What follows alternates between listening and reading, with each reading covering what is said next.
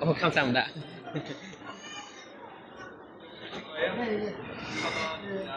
nên là bởi vì bây giờ lại tha bây giờ lại nó luôn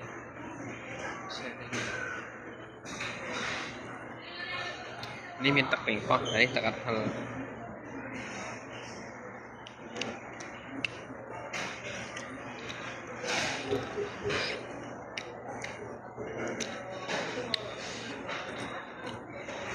អានេះហឹលបងនេះយើងចាំបាច់វាដែរចាមកបើយើងអត់ចូលចិត្តហឹលយើងដាក់មកមកនេះ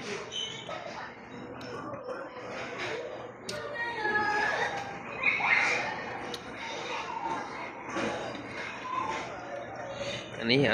อัดฮัลตักปีกปอก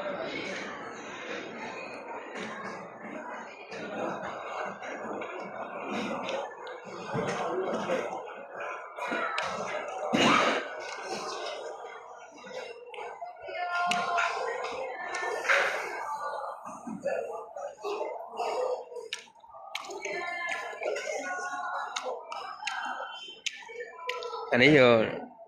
กีรมจมูกสลักกินนิบมั้งสลักกินนิบอ่ะ